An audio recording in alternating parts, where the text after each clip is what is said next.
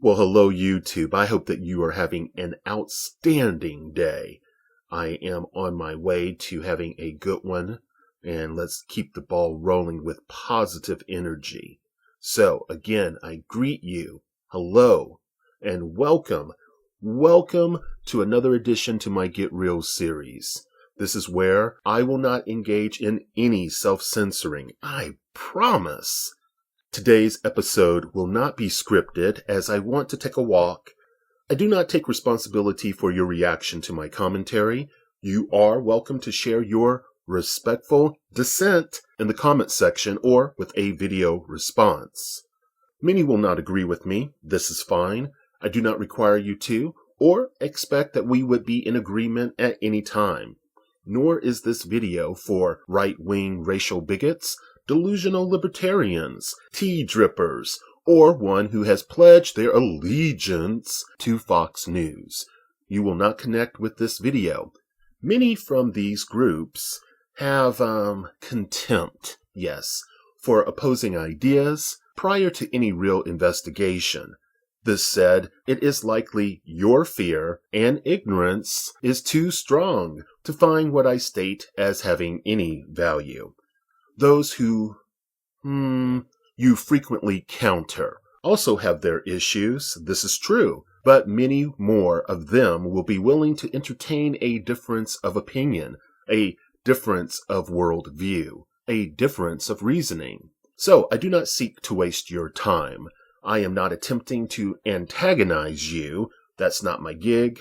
However, if there are any of this persuasion that have interest, you are invited to stick around and to share your views. Let's set a preliminary preparation for this exchange, okay?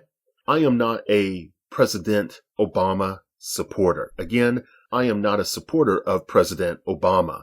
In case you have not viewed any of my past videos regarding his presidency, I will give you a quick rundown so that I may have the opportunity of proving to my critics that they are wrong, and so that I may firmly establish what my worldview is. So there's no question, okay? This is strictly my opinion. President Obama, like many before him, continued to plunder the nation's wealth. He handed it to war profiteers, mainly Zionists, Wall Street, and other corporate crooks. He continues the tradition of deploying death squads globally via the route of special forces. He makes fascism more digestible because it is packaged within a liberal label. This said, I do not reason him to have good intentions when it comes to the general welfare of the American public. Also, for the record, I have no trust in our current two-party system. It is my opinion that people who are trapped deeply in the left-right paradigm rarely have inclination to be objective. As a result, they are unwilling to perceive certain realities. This allows them to be blind to any truths that do not reinforce their biased opinions. Oh, and since we are going to address issues of race, I have one more thing to state in preparation. Obama is truly unique. More than any other president, he represents a blank slate, a tabula rasa for some. His fans appear to have projected their fantasies, broken spirit, wishes, and hopes upon him. Oh, and I have to keep it real. Whether we are looking at Bush Jr. or Obama, there really are few political differences that I have seen. Both appear to be facsimiles of the bulk of the American people. Now you know where I stand. Let's advance. Maybe I am clueless about the severity of his actions. I know some of you are sincere when you say that the president made it so Zimmerman could not have a fair trial. You claim he was undermining due process. I do not see this. Obviously, Zimmerman is not unhappy about the outcome of being found not guilty. Some of you are not sincere. I will speak to both groups. Now, I must ask myself a question. Do I think that President Obama's masters wish to engineer a race war? I do not know, but I can see how it would benefit him if they selected that path. I would, though, encourage some of you to retire your Nostradamus ambitions. Frequently, it is stated when the original comment was made about Trayvon, as well as his most recent speech, that his objective was insincere, that he has devious intentions. Well, even a bad man can do a good thing. We as blacks are frequently criticized as making a mountain out of a molehill, reading too much into another person's actions. This leads many to dismiss our insight regarding the American experience without employing intellectual rigor or common sense. Heck, even compassion appears to be lost by many of you. You may think, like I have thought on many occasions, that me, this person, does not comprehend the dynamics present. I may indeed be missing the boat, even if it was his intent to inflame the public with anger. So what? We do not have to give energy to this. Even if it was his intention to give comfort to race baiters. So what? A lure fails at enticing if one does not take the bait. Let's assume, for conversational purposes, that Obama was wearing a mask of fairness. This does not change the fact he has called for others to respect the decision regarding Zimmerman's trial. Personally, I think that it is bogus that he would do so. I also think many, not all, who put this reasoning forward are disingenuous.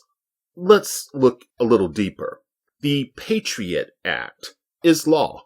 Do you honor it? If you do, then you are foolish, for it virtually violates the entire Bill of Rights. How about the NDAA? No, you would be unwise to accept it. Why? Because you are potentially supporting something that could endanger you. Listen to that again. Because you are potentially supporting something that could endanger you. You would be turning your backs on due process and habeas corpus along with freedom of speech. Hold on, let me get this straight. You have issue, however, with a person who does not respect the verdict of Zimmerman. Well, blacks have seen the criminalizing process used in order to justify murder, and we're not strictly speaking of Trayvon Martin's experience. Now I'm going to take a rest here, rest these old tired bones, and share some thoughts that may give you something to think about. So let's interject some reality into the situation, okay? And I'm not saying that I am all-knowing, nor am I pretending to be, but I think I have a firm grasp on some things. So let's continue. Some of you think the election of one biracial man, what some of you would deem black, due to the one-drop rule. Well, some of you would think that the election of this man to the seemingly most important, most influential, most powerful political position in the imperialist world has wiped away, in these short years, hundreds of years of oppression, inequality, and genocide against whole nations and people. Yeah, part of Zimmerman's defense team strategy was to rotate everything into an unnatural position. Of course they had to do this. What was right side up is now upside down. The objective, obvious. It was to make it appear that Martin, the victim, again, the victim, was racially profiled by Zimmerman and not the other way around. Yeah. Some of you who claim this is not racial are truly in denial. Denial. No matter how much you wish to fight this and just make it a self-defense case, that is incorrect. There was indeed a backdrop of race. Why is this? Well, this is due to Zimmerman's racial profiling. Yeah. Yet many want to water this down and just say, no, this is not true. This can't possibly be true. All he was doing was he was utilizing the facts regarding the crime rate in that area, and he was acting appropriately based on that information. I think it's a little bit more complicated than that. I think that's part of the equation, but not all of the equation. And a partial lie really works well to convince a non-thinking public away from what actually conforms to reality. And for you not to see that is super disingenuous. So you want to say that the stand your ground law, let's go to that now, had nothing to do with this case. Also because it was not allowed to be quote unquote part of the case. Well, if you look at the language of the law regarding self-defense in Florida before stand your ground was a reality, and then look at the language after, what do you think you will find? Even without putting stand your ground law into the mix, what do you think you will find? Well, that it was not necessary. It wasn't necessary. That's what you're going to find. It wasn't necessary to bring stand your ground law into the trial. You see, the general language of the stand your ground law had already been interwoven into the language of what is now considered, or the legal speak that we're considering regarding general defense. So, it should not surprise you, and it definitely doesn't surprise me, if more demonizing of victims will happen in the state of Florida. Like falsely claiming racism, this will make it more difficult for those who actually have legitimate self-defense cases in the future. You may not think this is a standard tactic, but it is.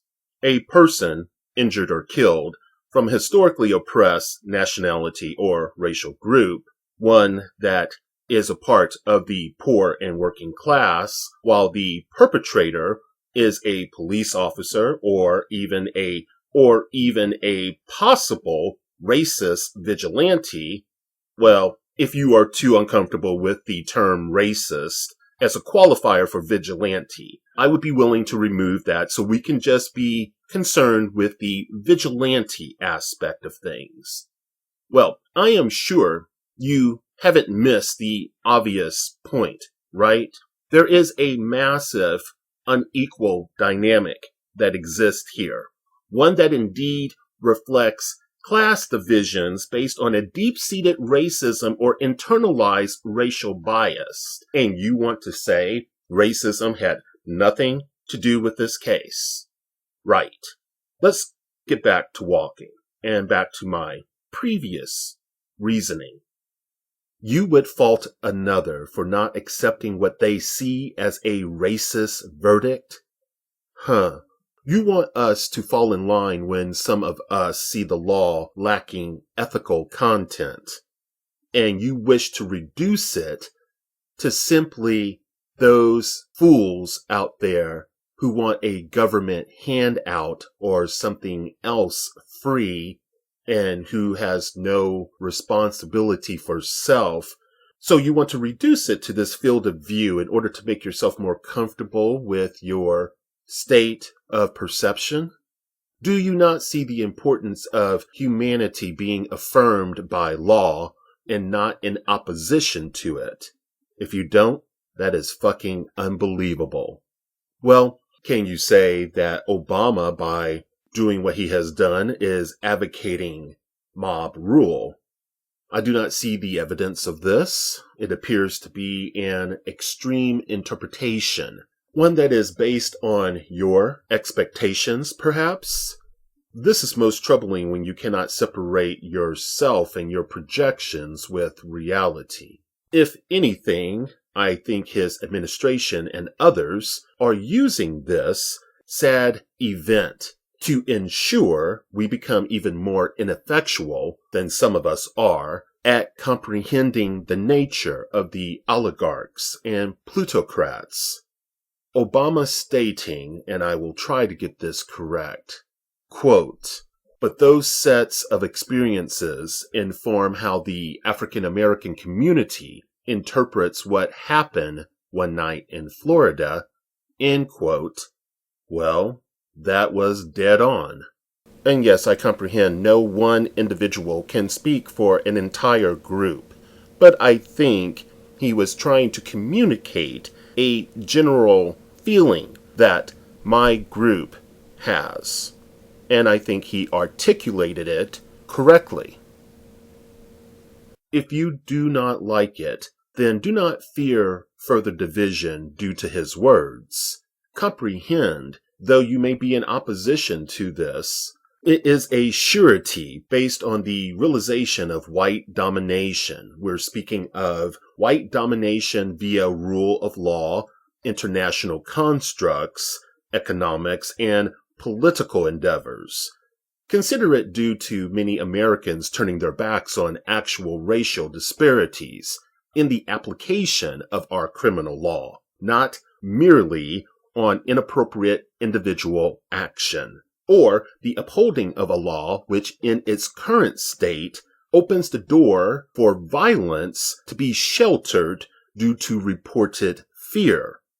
So, can President Obama be up to no good? Of course he can, but I do not expect for any of you who are non-black to understand the pain and frustrations of black people. You may have experiences which are comparable to various degrees, but the black experience is unique to itself, just like being a man or being a woman. A woman may be able to understand from a human perspective how a man feels on various subjects, but unless the woman actually lived a life of a man, she wouldn't necessarily have a deep, penetrating insight into that man's reality. And it may be poorly stated by me, but I think you understand what I am attempting to say.